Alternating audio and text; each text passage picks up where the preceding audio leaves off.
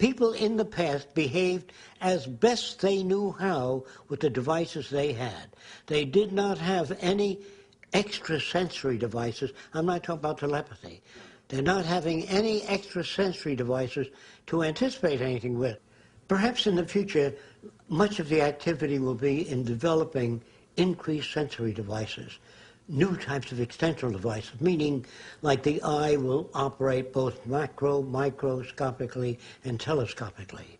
The ear will be able to pick up a wider range of sound. Today, perhaps, some people might be capable of hearing 30,000 cycles per second. In the future, they can adjust.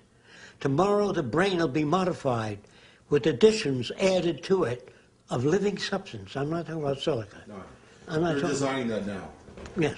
We're borderlining that now. This is the very early stages of that. Yeah. But we will have, these are not gigantic entities put into the brain. They're very tiny, and they maintain control of the tissue. They maintain the cartilaginous substance. They maintain all the elements of the body at their optimal performance. Right. You don't age. You maintain a particular level of physiology. However, if there are requirements that you want to go into the future that calls for changes in your physiology, that would be a decision you would make.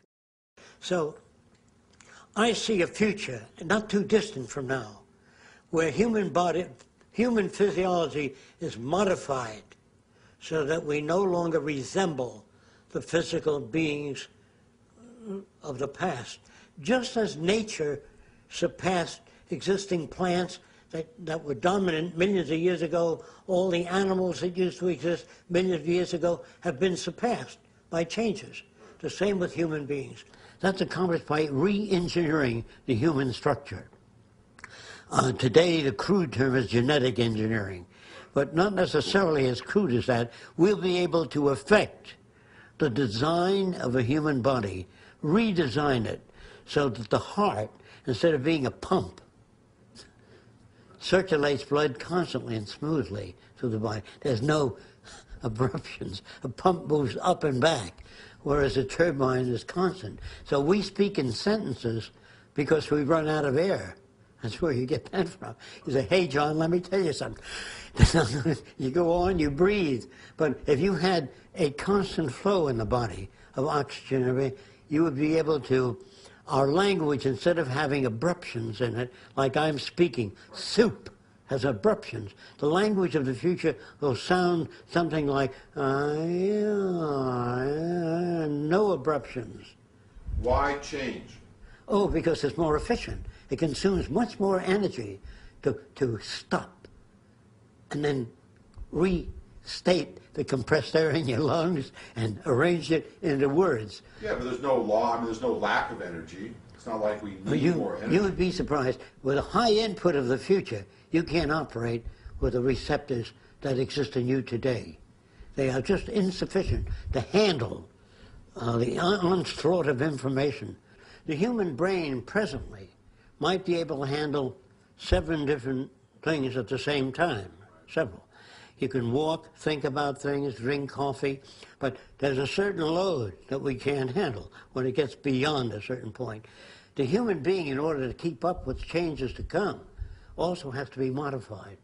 Instead of having 5 senses or 6 senses, whatever people attach to human beings, they will have a multiplicity of senses, dependent on what they're investigating. Their sensory equipment will be internal, some of it external to their bodies. So when you look at machines, instead of looking at them as outside operating equipment, they're merely extensions of human attributes. If you look at machines that way, then although you don't see the connection, the physical connection, they're not plugged into the human body, although they are indirectly, intellectually and electronically. So machines become the extensions that we rely on. And the activities of people will be physical activities that tend to promote health and all that, will be games like tennis. However, you're playing yourself on the other end. So you don't compete against another person. You compete against yourself, and then you improve your ability to play tennis, or you prove your ability to swim. While you are swimming, you're being monitored. And you look toward the monitor, or you listen to the monitor, and the monitor says the reason you're putting out all that effort is because your fingers are separate. If you bring them together, you will get a better stroke in swimming. In other words, all that the equipment is designed to do is improve the performance of your physical attributes. And although they look like us in the future, in the distant future, they will look a lot like us, but their facial expressions will seem cold. It'll seem less expressive, because in the early days, you were an hour late. They had facial expressions of resentment for the time delay, the fact that they were waiting, so you see emotion expressed in the face. In the future, a person says, I'll be there at 8:15. They understand if conditions permit that. So there's very little anxiety. They will be able to handle situations and not emote at every change that occurs. They will be able to handle situations and maintain a fairly constant level of consciousness and well-being. Instead of depressed, aggravated, those conditions will tend to be diminished considerably. A lot of them would take in particular areas of investigation. They will design and engineer new kinds of fruit and new kinds of life forms. And they will look at them and study them and anticipate what life forms might be like beyond that and try to go. They'll go as far as they can go. They will develop devices to go on planetary expeditions, and they will devise auditoriums in which they will design these things, in which they can walk upon another planet without going there. They will be able to transfer their consciousness, I'm using old language, their consciousness anywhere as though they were there. In other words, which is very different. Today you have to get in the car and go for a drive. And then when you're through, you say, I've been for a drive, I'm satisfied. In other words, you can do that in the future without actually going anywhere. This is into the distant future in which we'll have the ability, like we culture life in a petri dish, there will be big mechanical systems and electrical systems for culturing living tissue, so that you need not have farms or agriculture or hydroponics, but that would be into the distant future. When I use the term distant future, I mean whenever the process is developed, not necessarily 100 years from now. It could be 2 years or 3 years from now. As agriculture develops, say, moves into hydroponics, and as we advance in cell culture and nanotechnology, we probably will have new types of agricultural industries in which you may have large transparent tubes in which cell culture, in other words, instead of going an apple tree to get apples, we will culture apple tissue in glass tubes, and through artificial circulation or circulatory system, the apple tissue will multiply. It'll then be stored and cut up and delivered to the distribution centers. In other words, we will be able to grow whatever kind of food you want in vitro. You know, you needn't have farms. This is the distant future. Distant, I mean, possibly within 30 years. We'll be able to grow foods, skin, living tissue, brain tissue, kidneys, heart, liver. We'll be able to reproduce all those things instead of waiting for donors.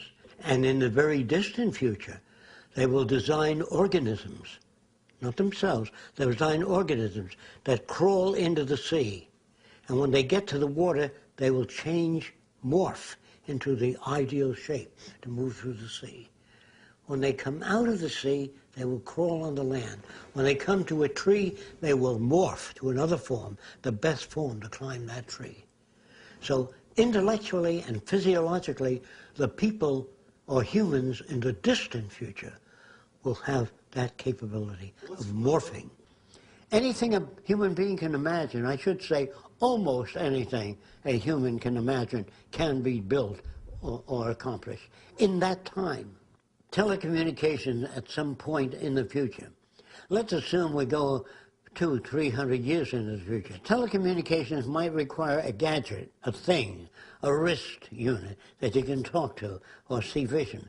In the future, an implant, a very tiny implant, perhaps no larger than a 1/16 of an inch in diameter, implanted in the body, which you don't need telephones anymore. You can keep posted if you want that information. So all kinds of gadgets around that are used to extend human awareness or consciousness will be ingredients implanted into the human. Now, I'm not talking about big gadgets installed in the human being.